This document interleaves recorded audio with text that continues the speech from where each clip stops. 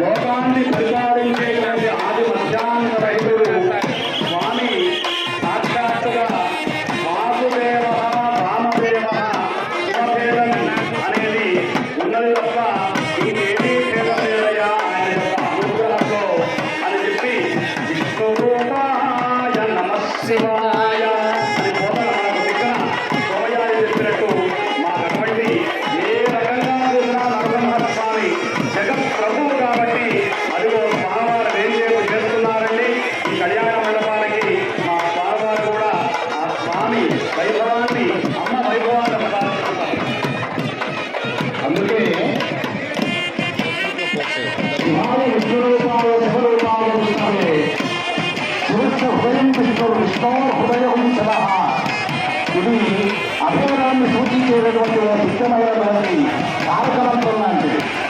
అందుకే ఎక్కడైతే క్షేత్ర సనాతనమైనటువంటి వాడు విష్ణువు ఉంటాడో క్షేత్రపాలకుడు పరమేశ్వరుడు ఉంటాడు. ఎక్కడైతే క్షేత్ర సనాతనుడు ఈశ్వరుడు ఉంటాడో అక్కడ క్షేత్రపాలకుడు దాని నారాయణుడు ఉంటాడు.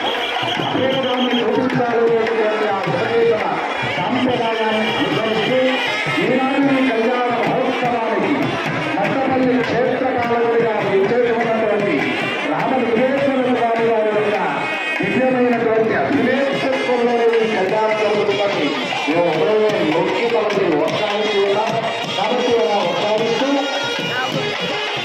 దివ్యమైనటువంటి జ్యోతి ప్రచురణ కార్యక్రమాన్ని అదిగో భక్తహాజులందరూ కూడా ఎందుకో ఇంకా ఉద్ధృతమైనటువంటి రూపం రావట్లేదని స్వామివారు సౌమ్య రూపాన్ని సందర్శిస్తున్నారో అందుకే చాలా సాదాసీదాగా